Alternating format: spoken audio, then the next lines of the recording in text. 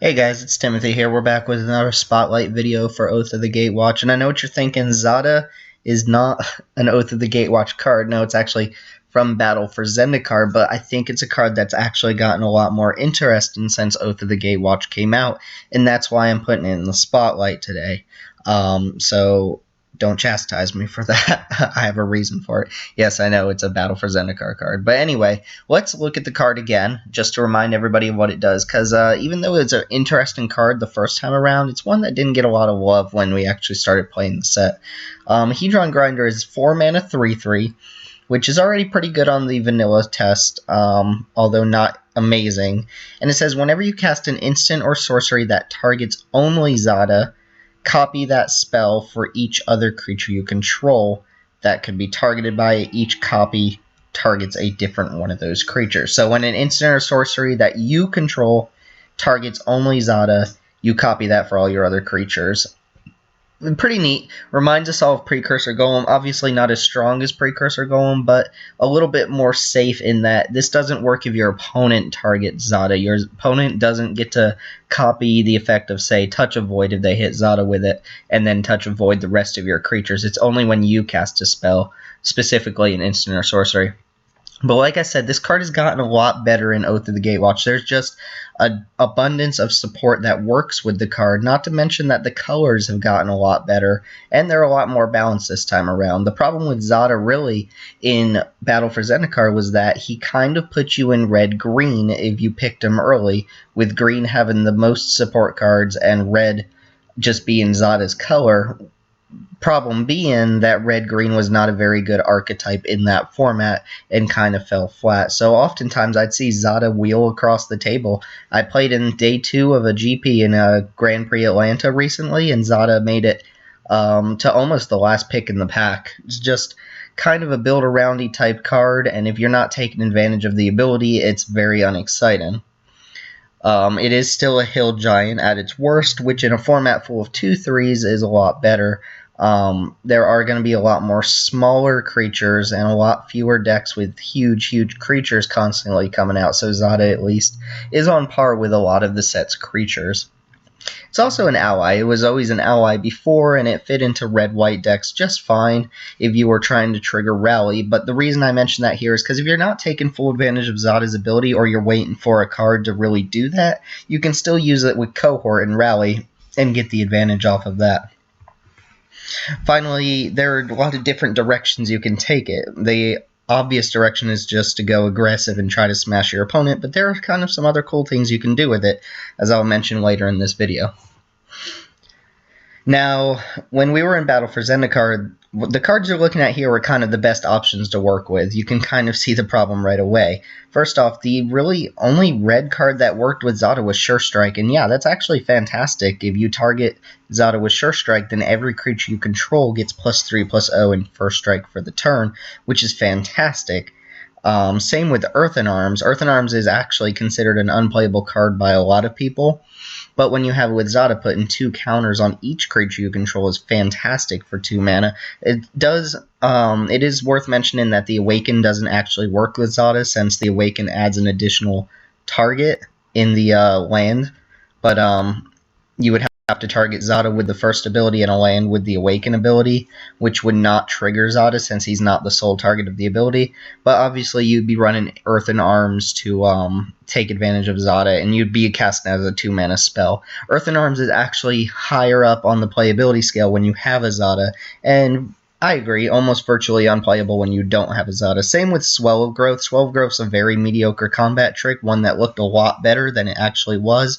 If you're playing a very aggressive landfall creature deck that has Zada in it, then the part about putting lands onto the battlefield could be relevant, but most of the time it's just going to give everything +2/+2, which, again, is great when you have Zada, but great when you don't. And that's kind of the problem with the top row here. These cards are all actually fantastic when you have Zada. I think it was for Pro Tour Battle for Zendikar where somebody played a Zada-themed deck on camera and had all 3 of these cards and just completely smashed the opponent in some of the rounds. But when you don't have Zada, these cards get a lot worse, and they're actually cards I usually don't even want in my deck. I'd pick them a lot higher if I have Zada, but I'd be very unexcited if I didn't. The 2 white cards at the bottom are kind of cute tricks that work with Zada, and some that I did see Lithomancer's Focus come up once or twice. Never actually saw someone use Tandem Tactics with Zada, but the idea was you cast Tandem Tactics, you use it to only target Zada, forgetting about the second target, and then Tandem Tactics copies for each creature you control. And you gain 2 life for each creature, plus they all get +1 to +2. Maybe not the most exciting thing in the world, but gaining a lot of life and pumping your entire team is pretty good for 2 mana at instant speed. Lithomancer's Focus was also 1 mana, super efficient card. Target creature gets +2/+2, and basically protection from colorless, not exactly, but I have experience with this one. On the flip side of this one, I was playing against an opponent who was playing a red-white Zada theme deck, and I was playing a Grixis Devoid deck. I cast a Gruesome Slaughter, and like a dummy, I tapped out all my creatures immediately, dealing tons and tons of damage to the opponent. They responded by casting Lithomancer's Focus on their Zada, which copied for all their other creatures and made my Gruesome Slaughter completely useless, plus ate up a ton of my creatures. But yeah, this is pretty much the suite of cards. There were a couple others, but these were the most quote-unquote exciting options to work with Zada, and a lot of them are just not good cards on their own. So Zada really didn't pick up steam simply because there weren't very many cards that worked with them. Also, on the same note, kind of bashing Zada off the beginning, there were cards that looked like they'd be really sweet with Zada, but they're kind of just straight up non-bows.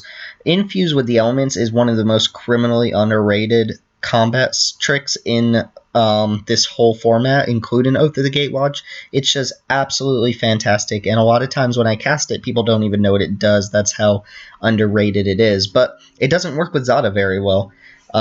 The thing is, the card has Converge, and it puts counters on the creature equal to the number of colors you spent to cast it. The problem is, when you trigger that and cast it on Zada, and then it copies for each other creature, the copies weren't actually cast with any color of mana, so it doesn't put any counters on your other creatures. And still not bad, because Infuse the Elements is a great card, and it still gives all those other creatures trample for the turn, but it's just a shame that it doesn't have the full potential that we want it to. Same with Unnatural Aggression, a card that people really seem to hate, even though it's still a playable card, if a not very good one. It doesn't trigger multiple fights if you target Zada. There's no way to get it to make your other creatures fight too, even though it might seem that way to certain players. The reason being is that you have to target Zada plus another creature on your opponent's side of the field, and Zada only triggers when he's the only target. And so fight spells don't work very well. Same with Nissa's Judgment from Oath of the Gatewatch. Press into Service was a card that when I saw it, I was like, wow, this would work very well with Zada, but it turns out it doesn't work that well.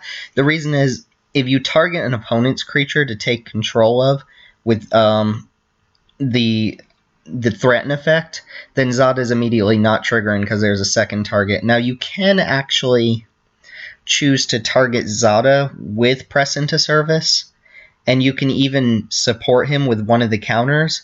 But the problem is, if you support with the second counter, then you've turned off Zada's ability. And if you choose to support only Zada, then really all you're doing is untapping all your creatures and putting a 1/1 counter on all of them, which isn't bad, so to say. But at sorcery speed, there are better things you could be doing with 5 mana. So Press into Service and other support cards don't work optimally with Zada, even though they still have kind of weird applications with them. Alright, so let's check out what we've got going into Oath of the Gatewatch. Right off the bat, I see 5 common cards that work really well across a number of different colors. The white ones really stand out to me, with Mighty Leap probably being the best option. 2 mana at instant speed to jump your entire team and give them +2/+2 is pretty much game-ended in certain situations. Not to mention, if your opponent's on all flyers, you can really surprise them with this. Does require you to have Zada to be completely busted, but still a fine playable card on its own, unlike something like Earthen Arms. Dazzling Reflection's a little bit of a weak card, but it can gain you tons of life if you have Zada on the field and a good number of other creatures.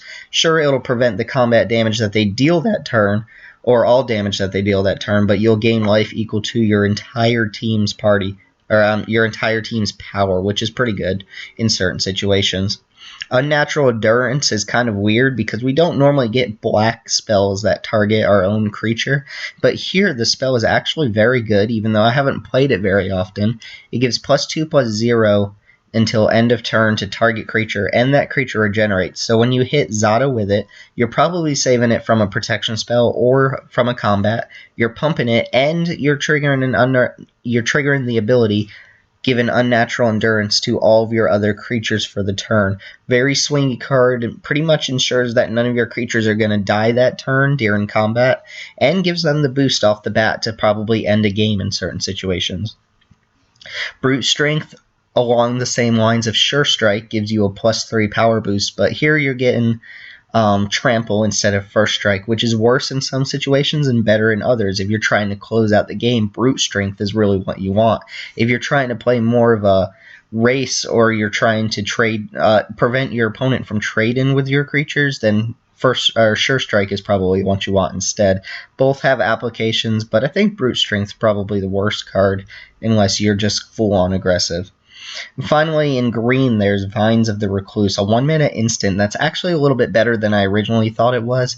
It gives target creature +1/+2 and gives them reach for the turn, and it also untaps them. So you can use this kind of as a sneak attack with Zada to untap all of your creatures, give them all reach, and give them a pretty decent boost off the bat, allowing you to eat up some flyers that your opponent thought they were going to get in with, or something along those lines.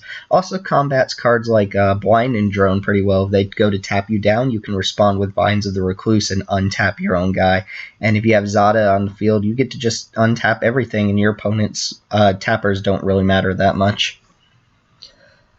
While those are kind of the combat-oriented things, I think the cards that really made Zada a lot better this time around are the cantrips that we have, with Expedite and Slip Through Space being the most notable ones. These are both 1 mana, they give some sort of ability that sometimes isn't relevant, and then you just draw a card. So imagine you Expedite Zada, you have, 2 other creatures on the field. It triggers Expedite for each of those, gives them haste if that's relevant, and then draws you a card for each copy of Expedite, including the one that you cast. So with 2 other creatures and a Zada on the field, this becomes an Ancestral Vision for 1 mana, plus gives haste to 3 different creatures. That's pretty insane, honestly, and that's really what you want to be doing with Zada, is drawing tons and tons of cards. Same with Slip Through Space. You can use this as a way to push in your entire team, make your entire group of creatures unblockable for the turn, and draw, 3, 4, 5 cards. It's pretty insane. These cards are a lot better than something like Earthen Arms or Swell of Growth, simply because they usually don't cost you a card, and they would fit into your decks even if you didn't have Zada most of the time. The cantrips, 1 mana cantrips, are usually a good way to kind of filter your deck out while not really being down on cards. The same applies to Shoulder, which again has support 2, so you'd have to choose to actively only support Zada, and then it would copy for each creature you control. So you would not only draw a card for each creature you control, but you'd actually put a 1/1 counter on everybody too. Shoulder is a lot more exciting because it's actually just a great card without Zada, so I'd be happy running it in a deck that has Zada because it'd still be useful if I don't draw the Hedron Grinder. I give a little shout out to this kind of Magical Christmas Land combo at the bottom. I'm not sure Teamer colors are the best place to be in Oath of the Gatewatch, but imagine Grip of the Royal and Vines of the Recluse on your Zada team.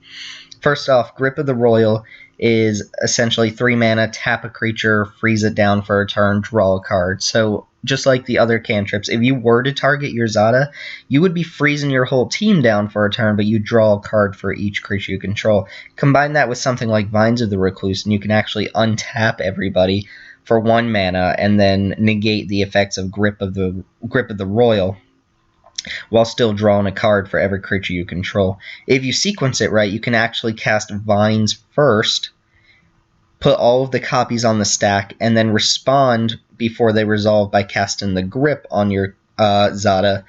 Let all those copies resolve, draw a card for everybody, and then Vines will untap everybody. Same thing, except you actually get to surge out the Grip of the Royal since you cast the Vines first. Neat little combo that exists. Probably won't ever see it happen, but it's there, so keep it in mind.